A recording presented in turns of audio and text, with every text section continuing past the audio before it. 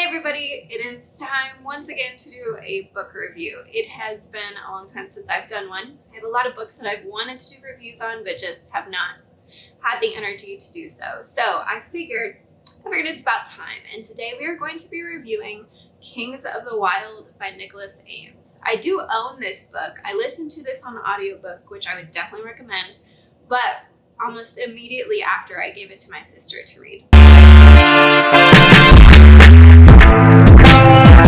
I gave this 5 stars. If you have seen my rating system before, when I do reviews, I look a little bit closer at different aspects, including character, plots, and the world. I just want to share how good this book really is because I saw it all over BookTube for a while, and I know I saw a lot of people giving it praise, but I guess I want to show you why it is worth a read. So let's get started. Just a quick summary. In this book, you follow 5 men who are 40 plus years old as they get back into adventuring. When they were younger, they used to be a really prominent and famous band that would travel and get rid of monsters and just really were well known for being like on top of the world.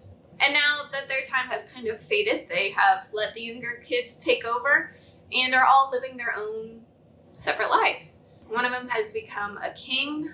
One of them is trying to cure a plague. One of them's just a dad living on a farm. So you have a wide variety of people, and the catalyst for this book is that one of their daughters has been sent on a mission. They joined adventuring, they're becoming famous in their own rights, but they've been sent to a city that has just been annihilated by a giant horde. He's trying to get the band back together to save his daughter and see if they can get her out of this city before it is completely destroyed. So let's start with character. The personality of the main characters are so distinct and beautifully done. You don't see heroes that are middle-aged very often, and the combination of dad vibes and dislike for the youths and still just this awesome, loving family that struggle. It was really good. There were moments when the main characters were like had creaking joints and weren't sure that they were going to be able to, climb whatever it was. And then there were moments where they were just super powerful, giving incredible speeches from their hearts. And all of the band members felt very distinct. Clay is the one that you are following kind of firsthand, one of those gentle giant types. Until you got him angry, he really pulled through for his crew quite a few times. But I loved following him because you could see how he held his group together. You could see how he was kind of that rock for the band that he was in. There was a wizard in their group that was a really good take on like kind of the crazy madman wizard trope. It just felt, each character felt unique. It felt like characters that I had not read before. You could see their flaws, you could see them waver, you could see them hold up in those hero moments, but also there were times when they failed. And I definitely give personality 5 out of 5.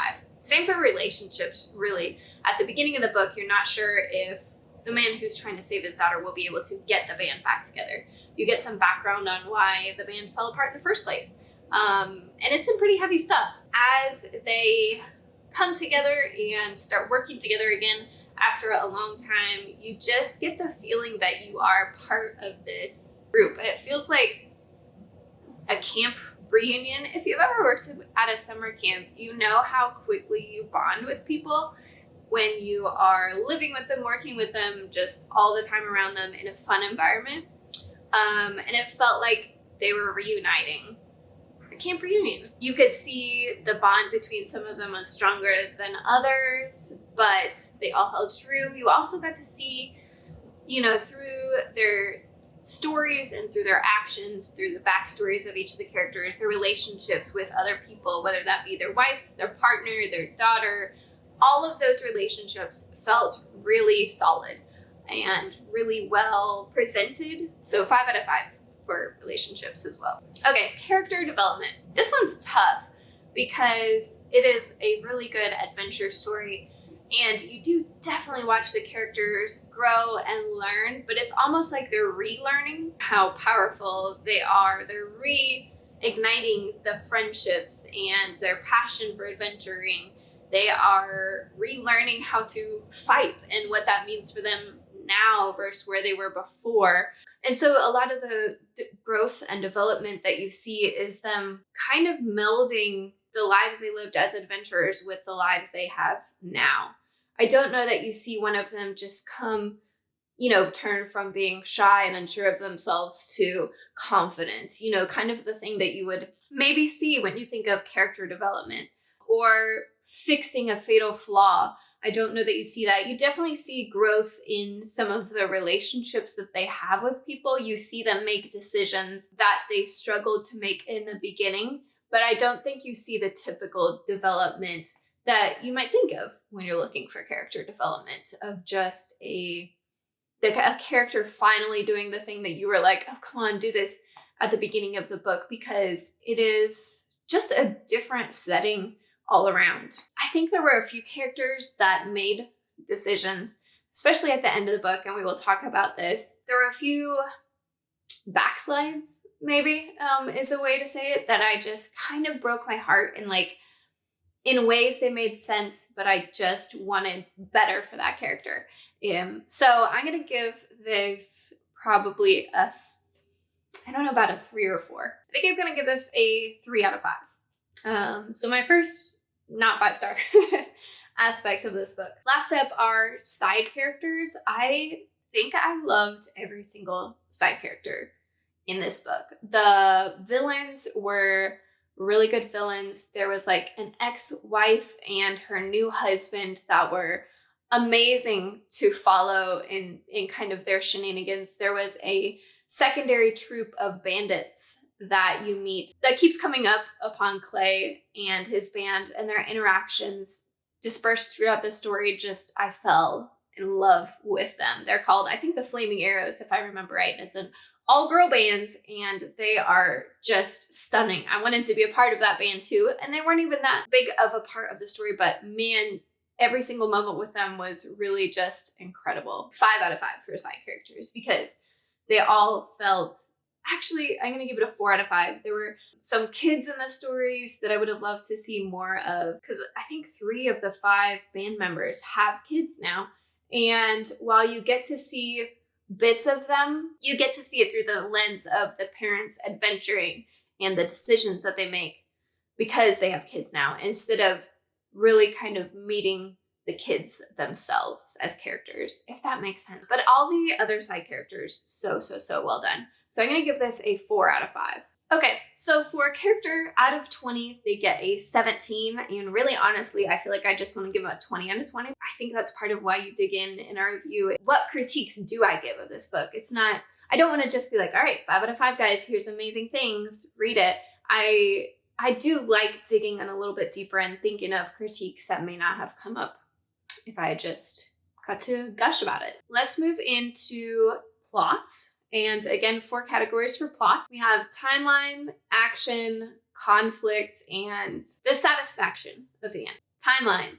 This timeline is very linear. You do have flashbacks, which I think were really well done and really helped build the background for the band, where they're at now, why they broke up, why some relationships between different band members are a little bit more tenuous than others. I don't think there's anything lacking in this timeline. It doesn't play as big of a role as it does in some books, but I think it makes sense. The pacing is really well done. It doesn't feel slow, but it doesn't feel too fast. You're not wanting more information or details in certain parts. It is just the right amount of information in my mind.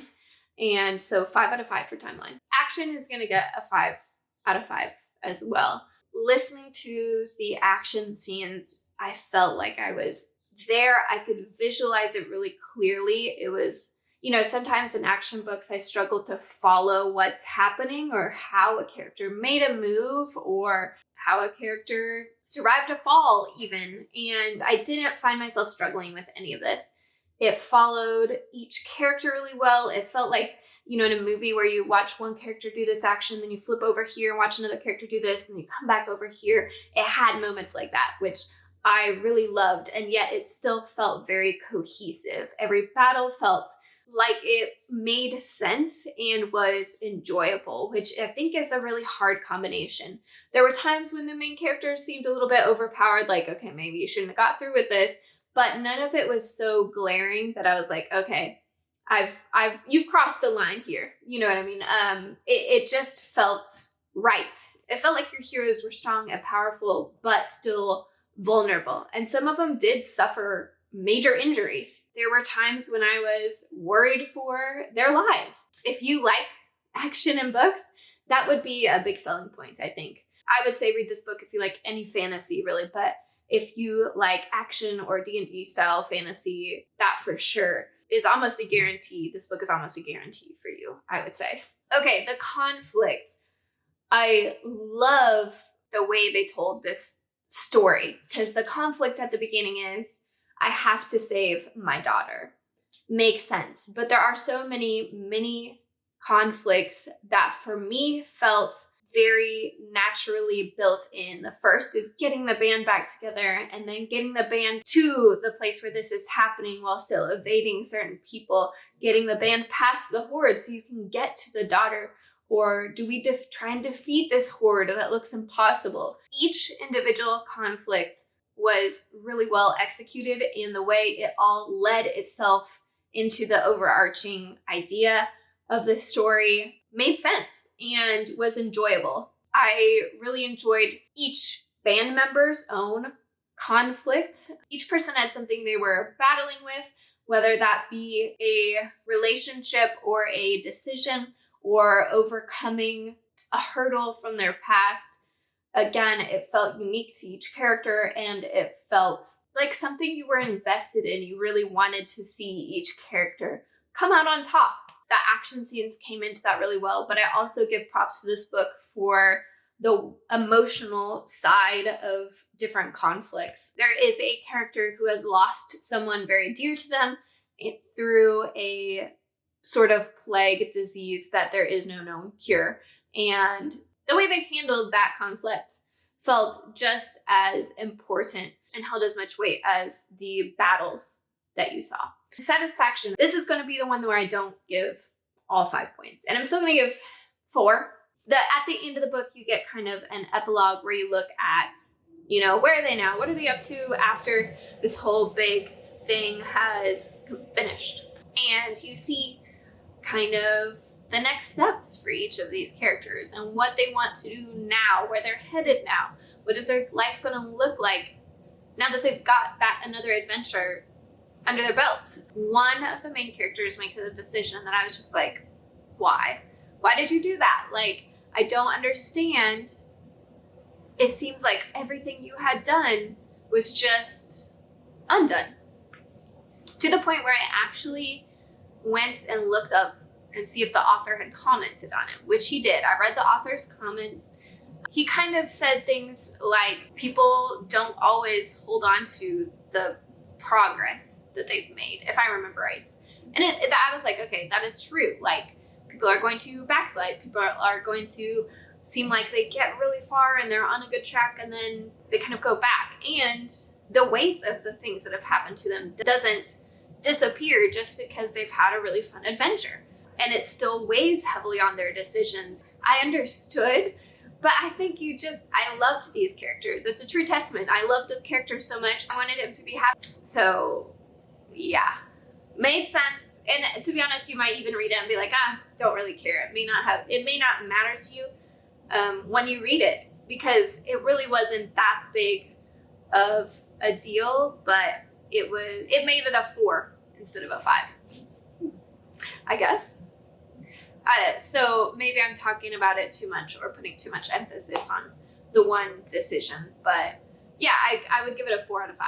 So 19 out of 20 for plot. Last up, we have world building with lore, backstory, society, and culture. There is some lore, some folk tales and things of that nature, bards singing songs that come into play and end up tying in with this person that is leading the horde and basically trying to take over the world in a sense. You also get a lot of lore revolving around how bands used to do things and how bands do things now. It's like the current adventurers put on a show but don't really have that much adventuring skill, and it really enrages Clay and his bandmates. You don't get as much as I would like, so I'm gonna give this a 4 out of 5. The stuff you do get is really intriguing. Backstory is definitely a 5 out of 5. You get backstories on all of the Fab Five and a few of the villains, especially the two kind of main villains, and all of them are harsh and explain their personalities, their actions so well. So 5 out of 5. There are some really sad ones. There are some moments that will break your heart, but just make you root for that character even more. You get a few different pieces of society, like elves and how they relate, how dragons are involved. You get to look at a lot of cool cities and places on the map. I don't think it goes too in depth with this. Again, it's not really the focus of this book, and I never felt like I had wanted more in any aspect of it. So I'll give this a 3 out of 5. And I'll probably give 3 to Society as well. Actually, I'll give it a 4 out of 5. You get to see how Society rallies around the newest and latest bands, how they have those fangirl moments, and how they put on those shows is really intriguing. So this ends up with a total of 51 out of 60 points altogether. I am going to give it a bonus point for all the puns they make and how they relate like bands and fangirls and concerts to the adventuring bands, because it's really fun the way they do it. It has a very 80s vibe, and I just feel like it's such a special way to do this book. So 52 out of 60 gives us about an 86%. So really this is probably a 4.75.